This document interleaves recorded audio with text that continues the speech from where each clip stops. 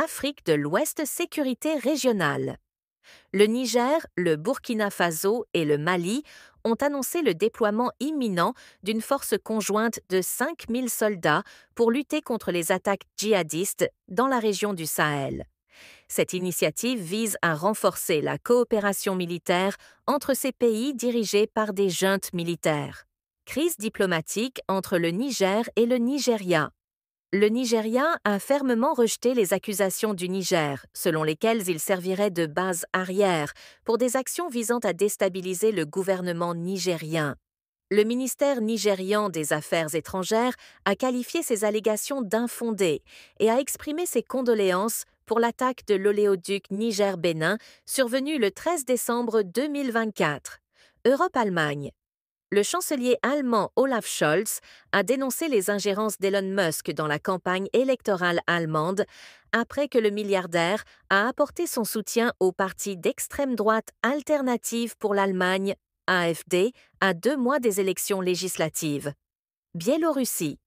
Le président biélorusse Alexandre Loukachenko, au pouvoir depuis 31 ans, briguera un nouveau mandat de 5 ans lors de l'élection présidentielle prévue le 22 janvier 2025. L'opposition a dénoncé ce scrutin comme une imposture, bien que 5 candidats soient en lice. Asie, Corée du Nord.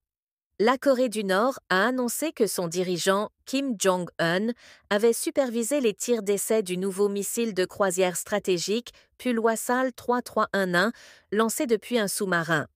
Les missiles ont atteint une cible insulaire après un vol de plus de 7400 secondes. Kim Jong-un a exprimé sa grande satisfaction quant aux résultats de l'essai. Amérique du Nord, États-Unis.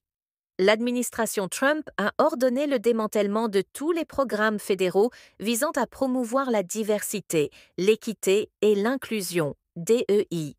Cette décision a été communiquée dans un mémorandum adressé aux départements et agences du gouvernement fédéral. Moyen-Orient, Liban. Le Liban a renvoyé en Syrie des militaires pro-Al-Assad en fuite. Des dizaines de partisans du président déchu, dont des officiers et des soldats, ont été arrêtés par les autorités libanaises et remis au nouveau pouvoir à Damas. De nombreux caciques de l'ancien régime ont toutefois réussi à s'enfuir à l'étranger, en passant par l'aéroport de Beyrouth. Iran. L'Union européenne a imposé une nouvelle série de sanctions à l'encontre de l'Iran, accusé d'avoir livré des armes à la Russie. Ces sanctions ciblent notamment la compagnie aérienne Iran Air, ainsi que des entreprises impliquées dans la production de carburant pour le lancement de fusées et de missiles. Des hauts responsables militaires iraniens sont également concernés. Afrique de l'Est, Somalie.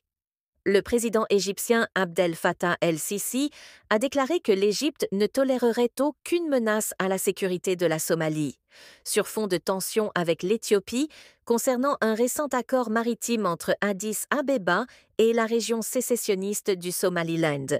Il a affirmé qu'aucun acteur extérieur ne serait autorisé à menacer le peuple somalien ou à compromettre sa sécurité. Amérique latine, Mexique. Le gouvernement mexicain multiplie les gestes accommodants envers Donald Trump. L'exécutif de Claudia Sheinbaum a procédé à des saisies de fentanyl, dispersé des caravanes de migrants et confisqué des millions de produits chinois de contrebande avant l'investiture du président élu américain, prévue le 20 janvier